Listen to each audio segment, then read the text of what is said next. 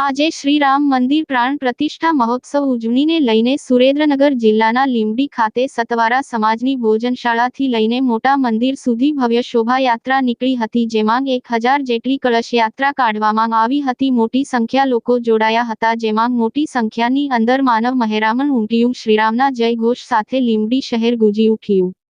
વિશાલ Parmar, reporter, Surendranagar.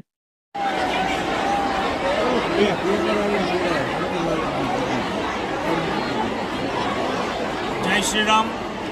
बकुल भाई खाखी, प्रांत अध्यक्ष, आंतरराष्ट्रीय हिंदू परिषद। आज 22 जान्युआरी 2024 स्वयंभू उत्सवનું એક વાતાવરણ 491 વર્ષ પછી જે સનાતની ધર્મને વિજય પ્રાપ્ત થયો છે એનો એક આનંદ અને ઉત્સાહ દેશભરની અંદર જોવા મળે છે। કુલ મળી અને 76 યુદ્ધો નાના મોટા લડાયા અને 5.5 લાખથી વધુ સંખ્યાની અંદર હિન્દુઓએ બલિદાન આપ્યા। આઝાદી પછી પણ 1990 કાર સેવાની અંદર પણ સેંકડો કાર સેવકોએ પોતે મોતને ઘાટ ઉતરા અને એ વખતે મુલાયમસિંહ યાદવનું શાસન હતું। 1992ની કાર સેવાની અંદર કહેવાતા બાબરી ઢાંચાનો ધ્વંસ થયો અને એ ધ્વંસ થયા પછી રામ મંદિર માટેનો માર્ગ પ્રશસ્ત થયો। આદરણીય મોદીજી અને અનેક આવા સિદ્ધ પુરુષોએ જેને બહુ મોટું યોગદાન આપી અને રામ મંદિરના નિર્માણની અંદર પોતે સહભાગી થયા।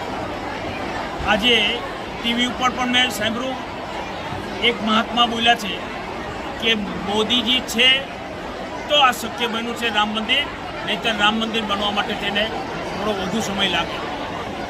અશોકજી સિંઘલ, ડૉક્ટર પ્રવીણભાઈ તોગડિયાજી, આવા અનેક મહાપુરુષોનું જીવનભરનું યોગદાન અને એમનું શ્રેય વર્તમાનની અંદર ભવ્ય, દિવ્ય અને નવ્ય રામ મંદિરનું નિર્માણ અને એની અંદર મૂર્તિ પ્રતિષ્ઠા મહોત્સવ આજના દિવસે સંપન્ન થયો।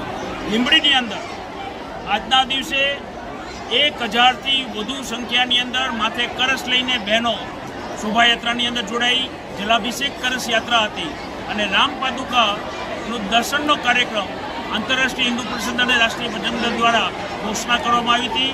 એનો પ્રતિસાદ અભૂતપૂર્વ પ્રતિસાદ પ્રાપ્ત થયો। કુલ મળી અને યાત્રાની અંદર 40,000ની વસ્તીવાળા લીંબડી શહેરમાં 15,000થી વધુ સંખ્યાની અંદર લોકો પગપાળા યાત્રાની અંદર સાથે જોડાયા અને કરીબન 30,000થી વધુ સંખ્યાની અંદર આજુબાજુના ગામડાઓમાંથી લોકો ઉમટી પડ્યા અને યાત્રાને નિહાળી છે। આવો ભવ્ય, દિવ્ય મેં મારે 69 વર્ષના આયુષ્યની અંદર આવો ઉત્સવ જોયો નથી। આ તો પ્રભુ રામની કૃપા હતી, હનુમાનજી મહારાજની કૃપા હતી અને શ્રી સંત ચરણની કૃપાથી જ આ શક્ય બની શકે। એ કાર્ય આજે સિદ્ધ થયું છે। હિન્દુ સમાજ, સનાતની સમાજનો વિજય પ્રાપ્ત થયો છે। જય શ્રી રામ, ભારત માતા કી જય।